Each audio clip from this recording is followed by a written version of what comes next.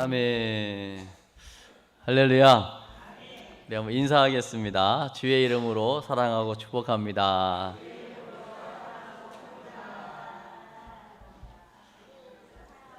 오늘 영상으로 예배하는 분들에게도 동일한 하나님의 은혜가 함께하기를 주의 이름으로 축복합니다.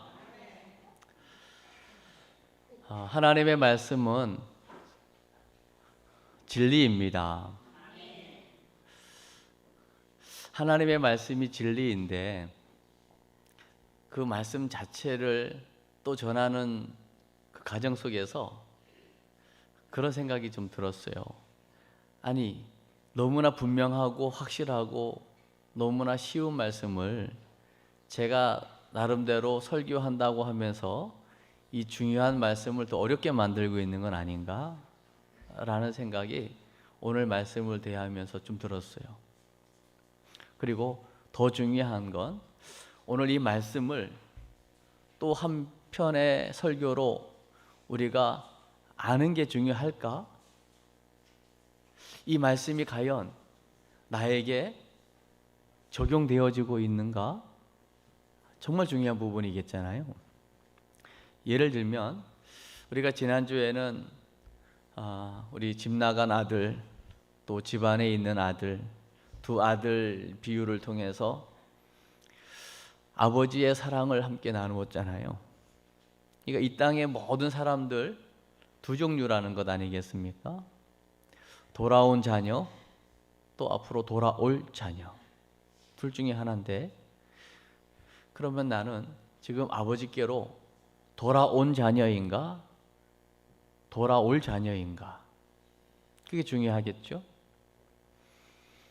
정말 돌아왔다면 그 아버지, 그분 안에서 그 무엇과도 바꿀 수 없는 큰 복을 경험하고 있겠지요. 그 복을 알았다면 더 이상 집 나갈 마음은 없겠지요. 그러나 아직도 집 나갈 생각을 하고 여전히 아직도 내 안에 아버지와 함께 있다고 하면서도 마음에 갈등이 있고 기쁨이 없다면 아직 우리는 그 누가복음 15장에서 이야기하고 있는 집 안에 있는 탕자일 수 있는 거죠. 오늘 말씀이 다시 한번 저와 여러분의 신앙생활에 어떻게 신앙생활을 해야 될 것인가에 대한 분명한 이게 세기를 박는 그런 중요한 시간이 되었으면 좋겠습니다. 오늘 이제 어버이 주일로 지키고 있는데요. 이 땅의 어버이는 참 위대하시죠. 저는 이 어머니를 생각할 때마다 우리 황수관 박사님 살아계실 때에 했던 그 강의가 생각이 늘 나거든요. 이 세상에서 가장 아름다운 단어는 mother였다는 거죠. 어머니. 아버지는요 조금 순위에서 거리가 멉니다. 근데 제가 제 아내를 좀 보면서요 그 세 자녀의 출생을 제가 지켜봤거든요. 사실은 첫째를 낳을 때는 제가 학교에 공부 중이라서 그 낳는 거를 목격을 못했어요. 죄송한 마음이, 미안한 마음이 있죠. 그러나 둘째를 낳을 때는 제가 직접 본 건 아니지만 아내 분만실에서 힘들어하는 걸 제가 밖에서 다 느끼면서 분만실에 그 문을 딱 때렸어요. 그랬더니 그 안에 있는 간호원들이 놀래가지고 무슨 일이냐고 막 그랬거든요. 힘내라고 제가 한마디 한 거였거든요. 여보 힘내 했는데 그때 우리 둘째를 낳을 당시였는데요. 그때 그 산부인과 의사가 부부가 의사였는데 도저히 안 되겠는 거예요. 자연분만이 수술합시다. 아니에요. 저 자연분만 할 거예요. 힘을 막 써보는데 또 안 돼요. 한참 또 사무실 바로 옆이고 분만실 왔다 갔다 하면서 7번을 들락날락하면서 수술합시다. 안 돼요. 그걸 하다가 우리 이제 아이를 낳았는데 난산을 해서 앞으로는 아이를 낳을 수가 없을 거라고 참 힘든 상황에 낳은 거죠. 그래서 더 귀하죠. 더 이쁘고. 그러다가 이제 셋째를 낳을 때는 제가 직접 분만실을 들어갔어요. 와, 완전 뭐 철 대장간 같더라고요. 뭐 약간 분위기가. 근데 어쨌든 뭐 영화 같은 이야기도 있었거든요. 탯줄이 목을 감아가지고 힘을 줄 때마다 그 안에 있는 아이가 위험한 상황이 오는 이제 그런 부분도 있었는데요. 결국은 이제 주신 아이가 나왔어요. 그래서 막 제가 가장 먼저 한 게 막 발가락 개수를 세보고 손가락 개수를 세보고 원청인가도 막 보고 그랬던 기억이 있습니다. 이제 그 경험을 하고 제가 이제 목회를 하면서 이제 젊은 우리 청년들이 결혼해서 아이를 낳잖아요. 그러면 그 아이를 낳은 산모 신방을 가는데 그 제 마음이 그렇게 좋고 애틋하고 그게 그대로 이렇게 느껴지는 거죠. 네. 느껴지는 거죠. 그리고 아이를 낳으면서 엄마가 된 것에 대한 축하와 더불어 축복 기도를 할 때에 참 그렇게 가슴이 뜨겁고 눈물이 나더라고요. 아이가 그냥 나오는 거 아닙니다. 저와 여러분 그냥 나온 거 아니고요. 너무 쉽게 그냥 뭐 라면 먹다가 순풍 나오는 자녀가 없습니다. 그냥 기분 좋게 커피 마시다가 그냥 아이가 나오는 법도 없고요. 10달 동안 뱃속에 넣어서 아이와 함께 이제 아이 중심으로 그 아이에게 안 좋은 거라면 가감하게 끊지 않습니까? 또 아이 정서를 위해서라면 내가 아파도 약도 먹지 않잖아요. 그 아이 중심으로 모든 게. 그리고 달을 차서 진통이 오면 이제 아이를 낳게 되는 그 해산의 고통, 그 가정을 알면 부모님은 그 자체로 너무 소중하신 분이죠. 왜? 그 고통을 알기 때문이죠.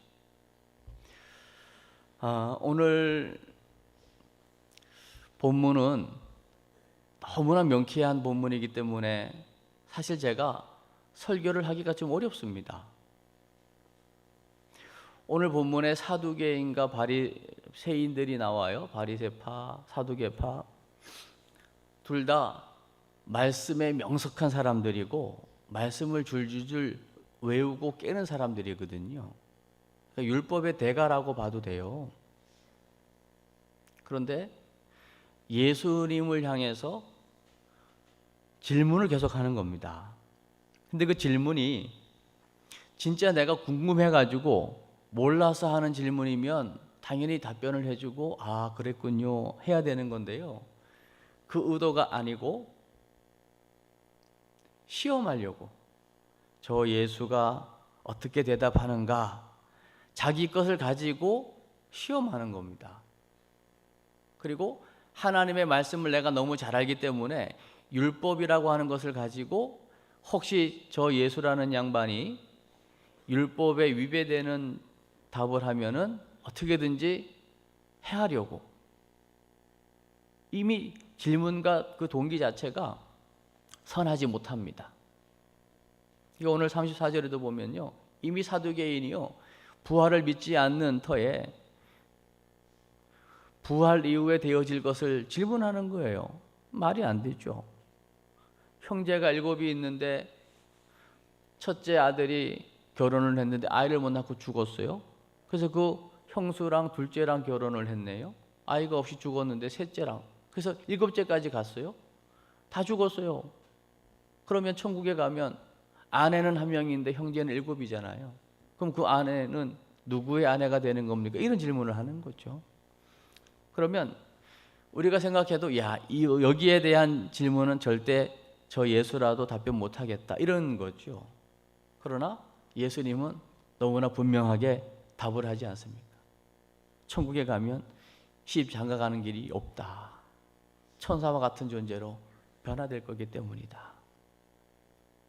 그러니까 사두개인이 지금 예수님의 그 한마디에 완전히 패했다고 생각하고, 이 사두개인과 바리새인들도 말씀의 사람들이라고 하지만, 율법의 사람들이지만 서로 견해가 조금씩 다르기 때문에 서로 간에도 약간의 갈등이 있는 거예요. 그래서 서로 경쟁을 하는 거죠. 경쟁을. 그러다가 이번에는 바리새인이 질문을 하는 거예요. 그것도 시험하려고. 그 바리새인 중에 지금으로 말하면 진짜 하나님의 말씀에 정통한 신학 박사 이상 되는 율법에 정통한 율법사, 율법학자를 데려다가 질문을 하는 겁니다. 그 질문의 내용이 뭐냐면요.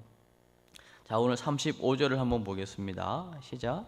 그 중에 한 율법사가 예수를 시험하여 묻되. 시험하려고 묻는 거예요. 시험이 뭡니까? 36절 시작. 선생님, 율법 중에서 어느 계명이 크니이까? 율법 중에서 어느 계명이 크죠? 이 질문인데요. 여러분, 율법 또 우리가 알고 있는 십계명, 이 율법학자들, 이 서기관 바리새인들은요, 하나님의 말씀 율법을요 어떻게든지 지켜보려고 노력을 합니다.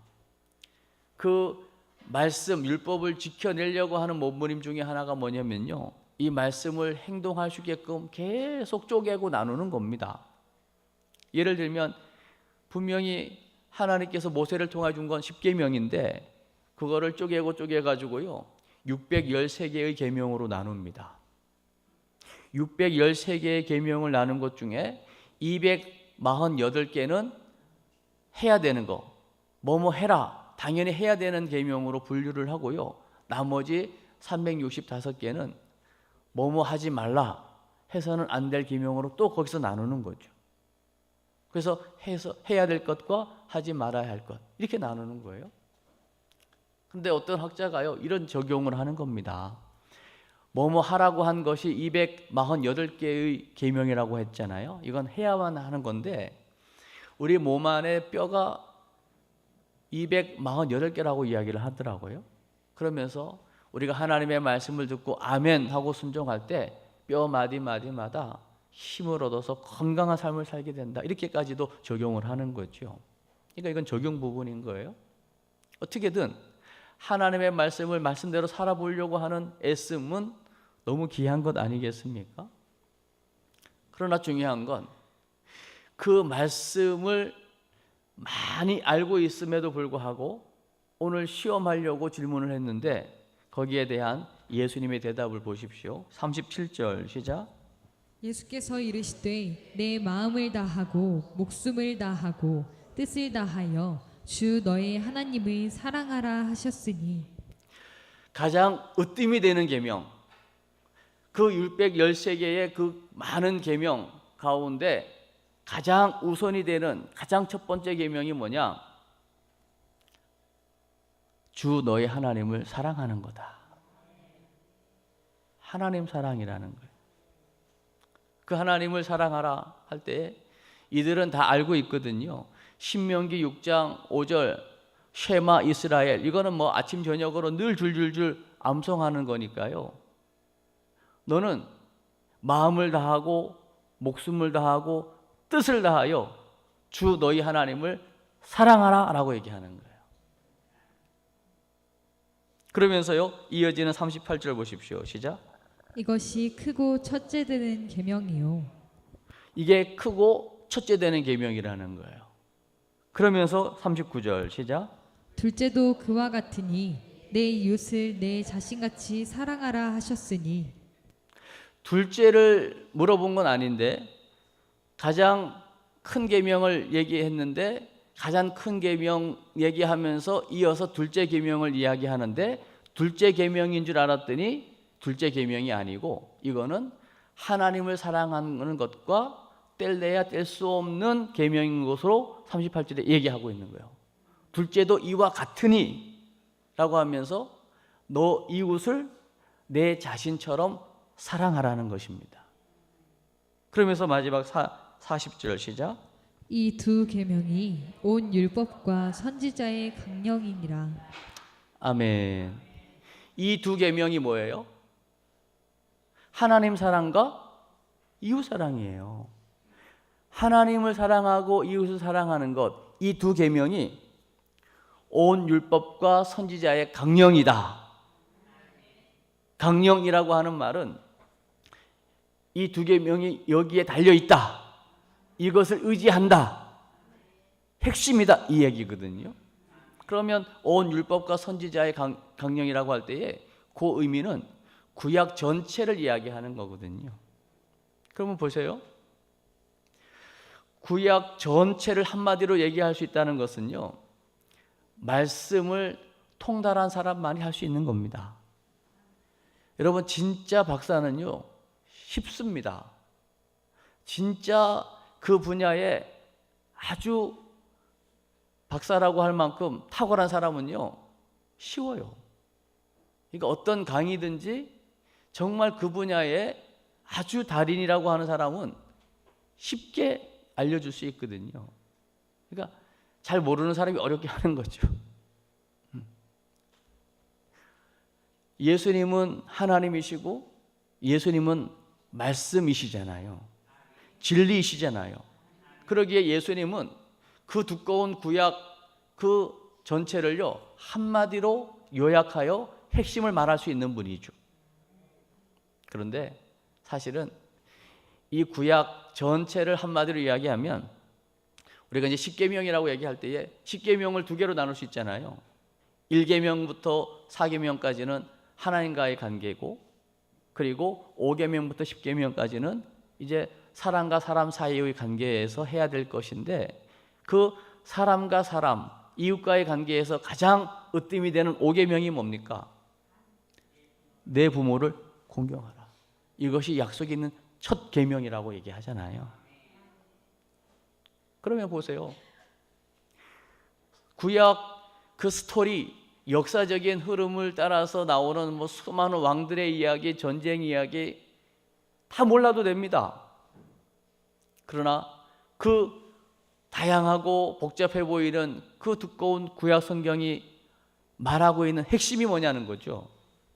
그건 다름 아닌 하나님을 사랑하고 이웃을 사랑하라는 것입니다. 그러면 오늘 이거 알았다면 우리는 구약을 다 알게 된 겁니다. 그럼 여러분은 이제 구약 박사가 된 거예요. 그러면 말씀을 알았는데, 구약 박사가 되었는데 나에게는 어떤 지금 영향이 있는 거죠? 이 말씀이 내게 주는 어떤 유익이 있는 거죠? 아무런 유익이 없다면 말씀은 말씀인 거고 나는 나인 겁니까? 그럴 수가 없는 거 아닙니까? 그래서 오늘 하나님의 사랑이 뭐냐는 거죠. 여러분, 하나님의 사랑을 혹시 아시나요? 오늘 이 말씀을 가지고 함께 나눌 제목은 원래는 형식과 본질이었거든요. 여러분, 질문합니다. 형식이 중요합니까? 본질이 중요합니까? 둘 다 중요하죠. 예를 들면요, 여러분 결혼식을 한번 해도요 보여지는 게 너무 중요합니다. 준비할 게 너무 많아요. 청첩장, 날짜, 뭐 사진, 그 순서자들, 식사, 답례품, 뭐 얼마나 많습니까? 만약에 교회에서요 새로운 목사님을 모셨습니다. 그러면 목사님, 담임 목사님 취임식을 해야 되잖아요. 그 행사를 하나 하려면요 교회 환경도 꾸며야 되고요, 날짜를 잡아야 되고요, 그리고 그 행사할 때에 어떤 손님을 모시면 좋을까, 어떤 순서자들을 모실까, 또 사진도 여러 가지, 또 식사와 선물과 방명록과 또 오고 가신 분들에게 또 어떻게 인사를 할 거며 복잡합니다. 그런 준비를 하는 것은 보여지는 형식일 수 있지요. 그것도 중요하죠. 그러면 참 그때 행사 갔는데 너무 감동받았어. 야, 정말 은혜가 넘쳤어. 좋은 거죠. 그런데 예를 드는 거예요. 취임식의 행사는 너무 멋있었어요. 근데 얼마 가지 않아 가지고 교회 안에 문제가 생겨 가지고 목사님이 쫓겨나셨어요. 그러면 보여지는 형식과 사실은 그 안에 흐르는 본질은 달랐다는 이야기가 되는 것 아니겠어요? 정말 중요한 건 여러분 본질입니다. 그 본질이 뭐냐면요, 사실은 사랑입니다. 우리가 하는 모든 행사, 이벤트, 뭐 여러 가지 프로그램, 모든 것들을 우리가 할 수 있죠. 힘을 모으고 또 우리가 함께 헌신해서 얼마든지 만들어낼 수도 있고 할 수도 있거든요. 그러나 정말 그것이 의미가 있으려면요, 본질이 살아 있어야 되는 거거든요. 그 본질은 뭐냐면 바로 사랑입니다. 하나님의 말씀을 많이 알고 깊이 아는 것 중요한데요, 그 하나님의 말씀에서 우리에게 이야기하려고 하는 그 본질을 놓쳐버리면 힘듭니다. 그러나 그 본질을 알아버리면 너무 쉬워집니다. 구약이 어렵다고 합니다. 그러나 구약에 흐르는 나를 찾아오기 위한 하나님의 기가 막힌 그 구속사 스토리, 구속사 이야기, 끊임없이 나를 향해 수많은 왕들이 바뀌어지면서 뭐 전쟁 역사를 통하여 계속해서 그 구간을 하나님께서 끊임없이 쉬지 않고 달려내시면서 나를 찾아오시는 그 스토리가 여러분 구약인 거 아세요?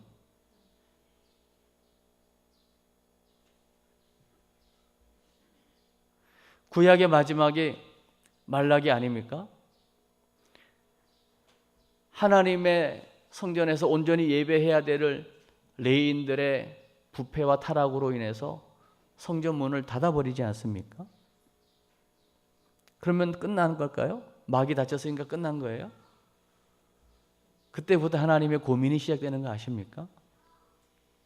그걸 우리는 신구약 중간사라고 얘기를 하는데요, 그때를 우리는 뭐 암흑기라고도 얘기하고요, 하나님의 더 이상 말씀하지 않기 때문에 우리는 침묵기라고도 이야기하지만, 그 하나님의 암흑기, 침묵기 가운데 하나님께서 내리신 결론은요, 결국 우리를 살리기 위하여, 내가 저들을 살리기 위하여 죽어야 되겠다. 죽음을 결단하시고 죽으러 오신 예수님이 신약으로 이어지는 거잖아요. 그게 사랑이잖아요. 여러분 그 사랑을 아시냐고요? 여러분 이 사랑을 정말 알면요, 단순해지고요, 쉬워집니다. 하나님 섬기는 거 여러분 어려우세요? 한번 잘 질문해 보셔야 돼요. 내가 왜 하나님 섬기는 게 이렇게 어렵지? 힘들지? 그러면 하나님께서 내게 부어주신 그 기가 막히게 바꿀 수 없는 그 십자가에 변하지 않는 그 사랑, 그 사랑이 지금 내게 숨쉬고 있는가? 그 사랑이 지금 내 안에 흐르고 있는가를 질문하셔야 돼요. 그 십자가의 사랑으로 나를 구속하시고 구원하시고 날 살리신 그 하나님의 사랑이 내게 느껴지면, 여러분 내 이웃을 내 자신처럼 사랑하래요. 여러분 사랑하세요? 우리는요, 나를 기가 막히게 사랑합니다.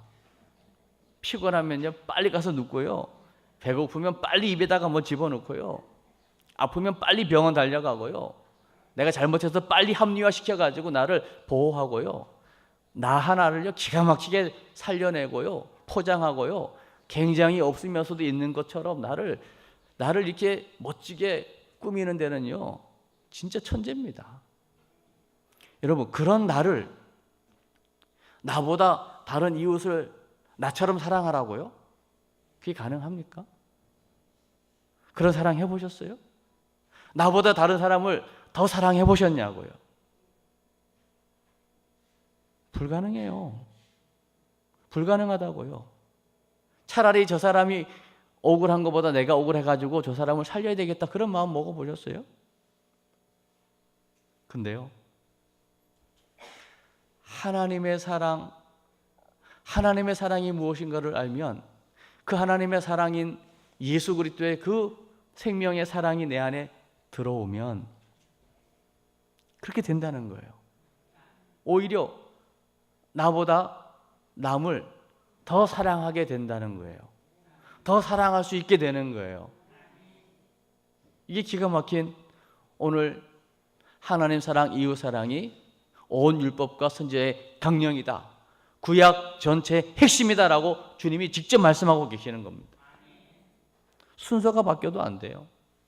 하나님의 사랑을 모르는데 이웃 사랑을 할 수 있습니까? 안 됩니다. 반대로요, 정말 하나님의 사랑을 알았는데 이웃 사랑을 안 할 수 있습니까? 그것도 안 돼요.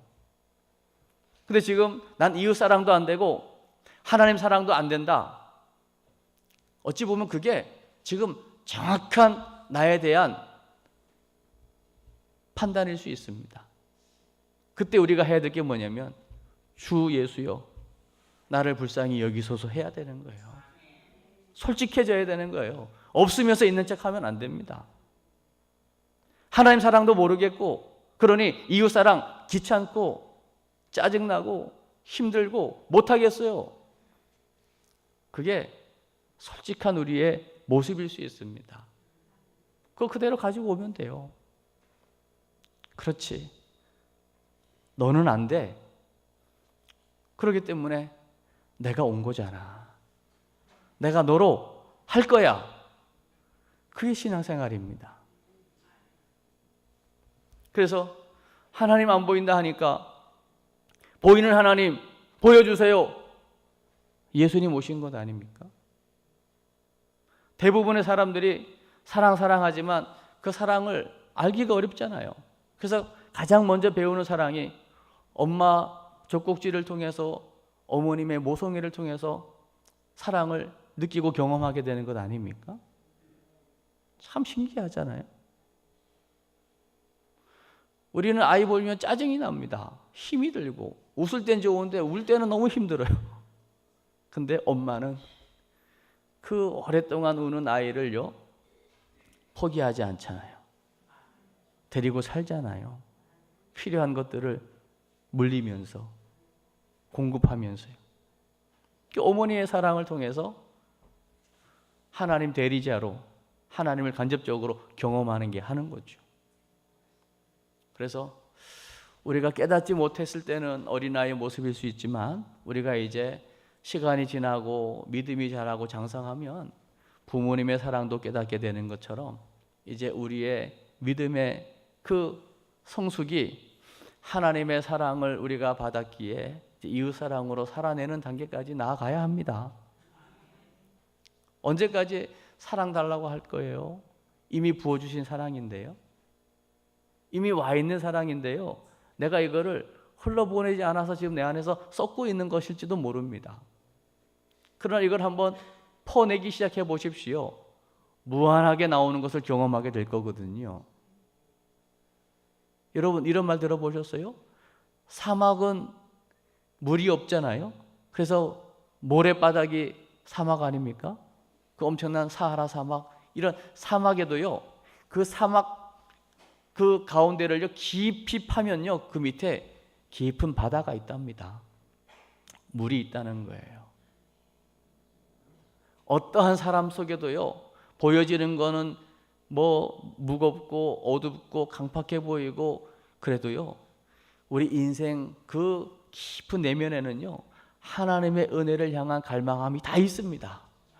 그 은혜의 생수가 어느 순간 터지면 누군가의 자극을 통하여, 기도를 통하여, 하나님의 포기하지 않는 그 애끓는 사랑으로 인하여 그 우리의 그 깊은 속에 그 은혜의 저장고가 터지는 날 우리는 살게 될 거라고요. 넘쳐나게 될 겁니다. 아멘. 그래서 오늘 모든 것 우리가 해야 하지만 뭘 하든지 간에 그 보여지는 것 이면에 그 모든 본질은 사랑이다. 아멘. 그러니까 우리가 예배하는 것도 본질은 사랑이어야 하고요. 우리가 기도할 때 본질도 사랑이어야 하고요. 우리가 수고하고 헌신하고 또 현장에 나가 전도하는 모든 것들의 본질은 사랑이어야 합니다. 이 사랑에 의한 것이라면요, 그 모든 것들이요 선한 열매를 맺게 될 줄로 믿습니다. 그러나 이 본질이 없이, 사랑이 없이 되어지는 거라면 하면 할수록 너무 무거울 거라고요. 그래서요, 오늘 본질은 사랑인데 우리 궁평의 만나 1번을 한번 읽어보실래요? 시작. 율법은 문자보다 정신이 중요합니다. 율법요? 이거 지금 읽어내는 문자, 바리새인 여러분, 사두개인보다 우리가 율법을 더 잘할 수 없습니다. 그들은 지금 율법을 문자 그대로, 그러나 문자보다 더 중요한 건 정신이고. 아멘이죠? 2번도 한번 읽어보실래요? 시작. 이룰 수 있는 유일한 방법은 사랑입니다. 여러분, 율법을 이룰 수 있는, 율법대로 살아낼 수 있는 유일한 방법도요 사랑입니다. 사랑하면요 쉬워진다니까요. 여러분이 뭔가를요, 제가 몇 번 경험한 건데, 우리 아이들 키우면서 필요한 것들이 있잖아요. 살려니까 돈이 들고, 제가 이렇게 동네를 돌아보니까 재활용할 수 있는 것들이 있어서 주워다가요 뭔가 뚱땅뚱땅 해가지고 만들면 편하게 만들 수 있을 것 같은 거예요. 그러면 아이를 향한 사랑이 있어가지고요, 제가 예전에 그 사택 그 반지하 같은 창고 공간이 하나 있어가지고요, 거기서 밤을 몇 번 샜다고요. 자르고 뭐 그라인더로 갈아내고 막 쪼이고 하는데요, 그걸 하다 보면 그 다음날 할 수도 있지만 이거 빨리 해가지고서 우리 아이들에게 이거를 좀 이용하게 하고 싶은 그 사랑이 있으니까요, 그거 하다가 먼지 다 뒤집어쓰고 밤을 새고서 털고서 새벽 기도를 나가도 피곤하지가 않은 거예요. 여러분, 이거를 돈으로 계산할 수 있습니까? 시간을 따지는 직장 생활로 이거를 계산할 수가 있냐고요. 정말 사랑으로 하면 밤을 새도 상관없어요. 피곤해도 상관없어요. 어제 우리 청소년 그 연합 그 집회, 일일 집회를 미평교에서 했거든요. 저는 이제 다음 세대 기도회를 여기서 했고, 이제 링크가 온 게 있어가지고 보는데, 저 춘천에 있는 여자 목사님이 강사로 오셨는데요, 그분이 하나님께 이렇게 기도하더만요. 하나님, 나 죽여주십시오. 이 젊은 청소년들을 위해서 내가 목숨 걸고 복음 전하다가 죽게 해주십시오. 그러더라고요. 그러니까 그분의 소원은 두 개더만요. 내가 주를 위해 복음 전하다가 순교하든가. 순교가 요새는 어렵잖아요. 뭐 공산당이 총 들고 오는 것도 아니고, 뭐 예수 믿는다고 누가 죽이는 것도 아니니까. 그러면 내가 진짜 밤낮 없이 이렇게 막 다음 세대들을 위해서 복음 전하다가 피곤해가지고 가로사로 죽게 해주십시오. 가로하면 피곤하면 쓰러지잖아요. 어차피 죽는 건데 주를 위해서, 다음 세대들을 위해서 내가 아낌없이 내 생명 있는 날까지 열심히 복음 전하다가 그냥 팍 쓰러져가지고 죽고 싶습니다. 그 고백하더라고요. 어떻게 그게 가능하죠? 하나님의 사랑이 뭔가를 알면 내 자신을 이웃을 위해서 내 몸처럼 사랑하게 되는 거예요. 그거는 그분 대단한 데가 아니고요, 그게 당연한 거라고요. 우리는 지금 당연한 이야기를 하면요, 와, 아니에요. 진짜 하나님의 사랑을 여러분이 알면 내 이웃들, 그럼 내 이웃이 누굽니까? 또 질문하게 되겠죠. 여러분, 사마리아인이 강도 만난 사람 이야기 아세요? 제사장도 지나가고 레위인도 지나가요. 여러분, 종교를 가지고는 구원 못합니다. 사마리아인이 지나가다가 너무 불쌍해가지고 주먹에 들떠 주지 않습니까? 그러면 누가 강도 만난 자의 이웃이 되겠느냐? 당연히 자비를 베푼 자 아니겠어요? 머리, 입술, 생각? 아니요. 이제는 우리의 가슴입니다. 하나님의 사랑은 이미 우리 가슴으로 이미 부어진 사랑이거든. 그 사랑을 이웃에게도 전해야 되지만 우리 5월 가정의 달에 먼저는 여러분을 낳아주신 부모님에게 그 사랑 고백하십시오.